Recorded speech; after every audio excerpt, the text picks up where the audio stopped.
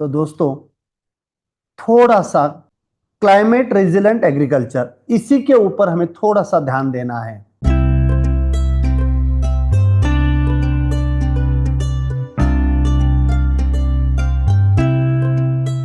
Seedlings आपका 55 से लेके 60 दिन का हो जाए तब हम उसको ट्रांसप्लांट करते हैं। लेकिन मैं ये बोलता हूं 45 से 50 दिन, मतलब 10 दिन पहले आप सीडलिंग्स ला सकते हो। उसके लिए वीडियो के अंदर बीटी गोरे यूट्यूब चैनल जो अपना है, इसमें जितने भी ओनियन की वीडियो इस साल मैंने डाले हैं वो इसी के ऊपर ही है कि दोस्तों आप सीडलिंग्स को जल्दी लाइए। क्योंकि मैंने भी 28 और 29 अक्टूबर को सीडलिंग डाला है। अगर 1 तारीख पकड़ते हैं नवंबर की, तो 15 दिसंबर से मैं ट्रांसप्लांटिंग चालू करूंगा। 10 दिन के अंदर पूरा ट्रांसप्लांटिंग खत्म करूंगा। 25 दिसंबर से लेके 25 जनवरी 1 महीना, 25 फरवरी 2 महीना, 25 मार्च 3 महीना और 15 अप्रैल 3.5 महीने में आपका ओनियन हार्वेस्टिंग के लिए रेडी हो जाता है।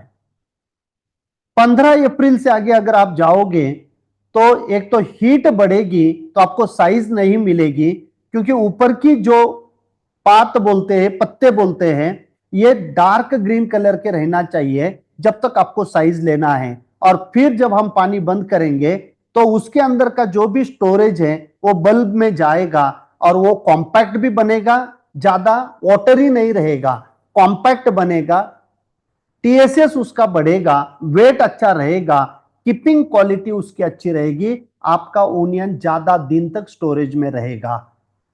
और जब हम हार्वेस्टिंग करते हैं तो हार्वेस्टिंग करते समय जो उखाड़ लेते हैं अपन, तो उसका जो भी पत्ते हैं उसके नीचे हमें 2 दिन रखना है। बाद में उसको कट करना है और कट करके खेत में ही 21 दिन उसका हीप लगा के रखना है और उसके ऊपर पूरे जो बचे पत्ते हैं उसी से उसको ढकना है। ये 21 दिन में आपका ओनियन बिल्कुल बढ़िया स्टोरेज के लिए तैयार होता है। जो भी खराब होना है, जिसको आपका निकालने के समय अगर आपने खुरपी या जो भी इस्तेमाल किया होगा उसका डैमेज होगा तो वो वहीं पे खराब हो जाएगा। और फिर ग्रेडिंग करके आप उसको स्टोरेज में डालिए और वो स्टोरेज आपका दिवाली तक रहेगा। लेकिन अगर आप लेट प्लांटेशन करोगे, आप जनवरी में जाओगे, लास्ट टाइम तो बहुत सारे लोगों ने फरवरी फर्स्ट वीक में ट्रांसप्लांटिंग किया था। इमोशंस में आके खेती नहीं करना। बहुत सारे लोग मेरे अगेंस्ट में बात करते हैं, जब मैं ऐसी बात करता हूं, इमोशंस के बीच में आके डिसीजन कभी मत लेना। इतना ज्यादा रेट ओनियन को है, प्याज को है, इसीलिए मुझे लगाना ही है ताकि मुझे पैसे मिलेंगे।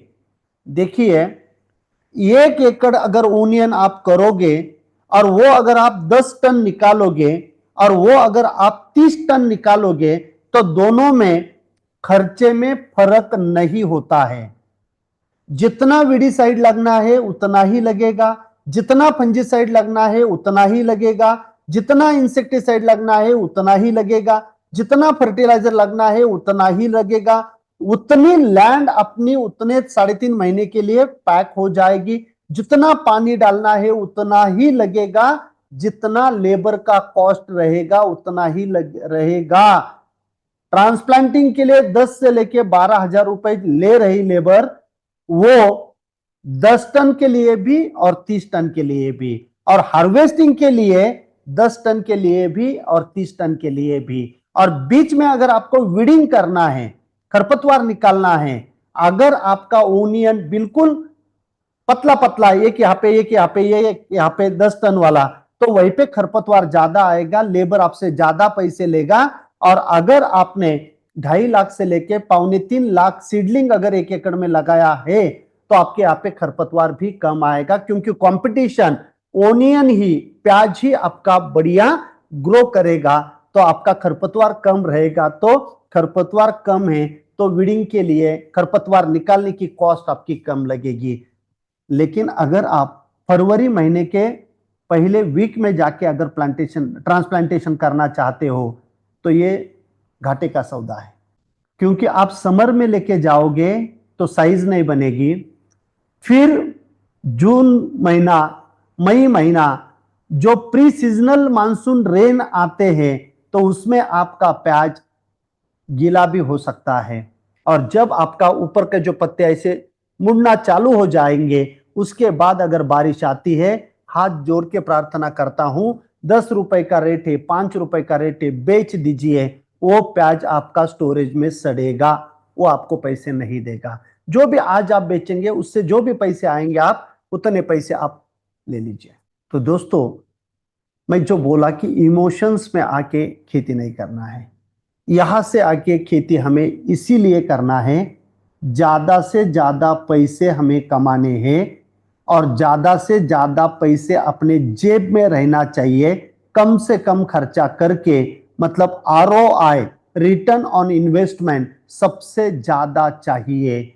और वो अगर प्याज में नहीं आती है, जैन कम्युनिटी छोड़ के, उनमें से कुछ लोग छोड़ के, बाकी पूरा इंडिया अगर ये क्रॉप को खाता है तो इसमें तो हमें पैसे मिलना ही चाहिए।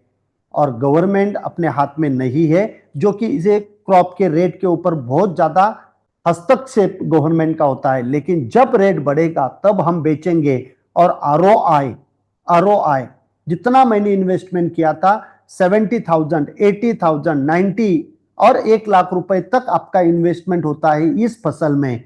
एक एक रुपया लिख के रखिए, तब आपको पता चलेगा। मुझे लोग आके बोलते नहीं सर 50,000 में हो जाता है, मैंने बोला 10 टन आएगा, 10 टन आएगा। 50,000 खर्चा करने वाला किसान 30 टन नहीं निकालेगा, 25 टन नहीं निकालेगा, 22 टन नहीं निकालेगा, 20 टन नहीं निकालेगा। ये मैं आपको बोलता हूं। प्रिसीजन एग्रीकल्चर आपको करना ही पड़ेगा। और प्रिसीजन एग्रीकल्चर सिर्फ IoT सेंसर का इस्तेमाल करके या स्मार्ट एग्रीकल्चर में मोबाइल एप्लीकेशन का इस्तेमाल करके ही होता है, ऐसा बिल्कुल नहीं है। प्रिसीजन एग्रीकल्चर होता है प्रिसीजन इरिगेशन। जब चाहे उतना पानी, और पानी भी आपका रूट जोन में, वो नीचे नहीं जाना चाहिए। नंबर ऑफ प्लांट्स प्रति एकड़, जितने आपके प्याज के पौधे लगेंगे उतने ही प्याज आपको मिलेंगे। भले वो आपका 50 ग्राम का रहेगा या 150 ग्राम का रहेगा, लेकिन उतना ही प्याज आएगा। एक सीडलिंग को 2 प्याज कभी नहीं आएगा। और जब वो आता है उसको रेट नहीं मिलता, जिसको हम दुबाड़ का बोलते हैं। 2 प्याज एक साथ में कॉम्पैक्ट आ जाते हैं, वो स्टोरेज में भी नहीं रहता है। इसीलिए मेरी रिक्वेस्ट है आप सब लोगों को, प्रिसीजन एग्रीकल्चर की तरफ जाइए। और जितने ज्यादा सीडलिंग्स आप लगाएंगे, ट्रांसप्लांट करेंगे, उतने ज्यादा ओनियन आएंगे। लेकिन वो गलत तरीके से नहीं करना चाहिए। तो जब भी आप प्याज लगाएंगे तो जितने नंबर ऑफ सीडलिंग्स आप लगाओगे उतना आपका यील्ड आएगा। और जैसे ट्रांसप्लांटिंग होगा, ट्रांसप्लांटिंग मेरा 10 दिन चलेगा, तो 10 दिन में बहुत सारे लोग आते हैं कि एग्जैक्ट ट्रांसप्लांटिंग कैसे, जो मैं यहीं पे बोल रहा हूं ये ऑलरेडी मैंने लास्ट टाइम किया हुआ है, लास्ट ईयर किया हुआ है। इस साल जो मैं नया टेक्निक कुछ ना कुछ इस्तेमाल करूंगा वो अगले साल मैं आपको बताऊंगा। क्योंकि जो लास्ट ईयर मैंने किया वो क्लाइमेटिक के हिसाब से मुझे 28.5 टन प्रति एकड़ यील्ड मिला है। 28.5 टन निकला है, लेकिन 1.5 टन कम है। इसीलिए इस साल कुछ ना कुछ चेंज कर रहा हूं। फर्टिलाइजर नहीं, डोज नहीं बढ़ा रहा हूं ज्यादा, ऐसा कुछ भी नहीं। जो भी इस साल मैं करने वाला हूं वो अगले साल बताऊंगा। और टारगेटेड यील्ड इस बार मेरा रहेगा 30 टन प्रति एकड़।